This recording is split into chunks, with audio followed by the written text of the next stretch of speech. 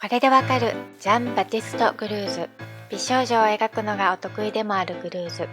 清純な姿やなんだか誘惑されているかもとドキッとしてしまう作風も物語性のある作品があります。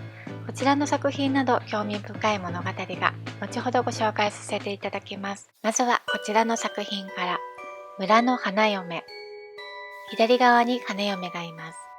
家族の別れの悲しさが伝わってきます。家族の表情はまるでお葬式かと思うくらい重いですね。そして花嫁はなんだか不満げ。この当時は恋愛結婚は珍しいものだったので望まない結婚だったのかと思います。一方、画面右側では花婿に持参金を手渡す娘の父と結婚の契約書を作成する村の交渉人がいます。こちらの女性は誰なのかわからないのですが、なんだかシリアスな表情。画面左側では感情を、右側では冷静な現実を描写しています。このように市民生活を題材にした風俗画を多く描きました。さて、どんな画家だったのでしょう。グルーズの生涯を覗いてみましょう。1725年、ブルゴーニュ地方南部の都市トゥルーニュに生まれる。画家グランドンに絵画を教わり、1750年頃にパリに出ます。5年後、風俗画家として王立絵画彫刻アカデミーに入会。ロココ様式の巨匠シャルル・ジョゼフ・ナトワールに師事。イタリアへ1年ほど留学し、1761年代表作村の花嫁をサロンに出品し名声を確立しました。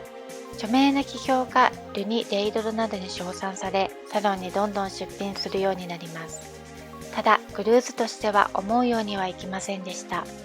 当時の美術界のヒエラルキーとして一番上にあったのは歴史画家。彼も歴史画家として認められたいという思いがありましたが叶わず、風俗画家としてのみアカデミー正会員として迎えられました。一度風俗画家として名声を受けてしまうと、そこから変わるのは難しいようです。それにがっかりした彼はサロンに出品しなくなり、市民階級向けの制作に集中するようになります。サロンに出さないので美術界での評価はだんだん下がって忘れられていきます。ただ大衆的な名声は最晩年まで続いたそうです。1805年パリでこの世を去る。市民を描きながらもロココの香りが残る作品たち。時代が新古典主義に変わっていたのも忘れられてしまったという原因の一つのようです。ではこちらの絵をご覧ください。壊れた亀。ルイ15世の愛人だったデュバリー夫人の注文によって制作された作品で、現在はパリのルーブル美術館に所蔵されています。どこかうつろに前方を見る少女。まだ幼さが残る感じですね。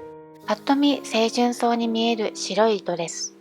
ですがよく見ると首元のスカーフもだらりと垂れ下がり、片方の胸ははだけてしまっています。無垢で清純そうな表情やきちんと整った髪に対して乱れた服がアンバランスで一体何があったのかと気になってしまう作品。タイトルは壊れた亀です。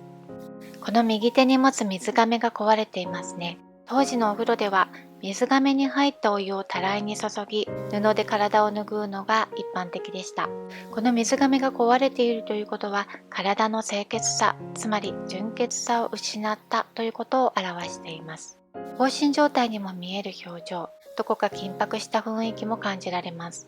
髪が整っていることから服だけ乱暴に剥がされてしまったのでしょうか。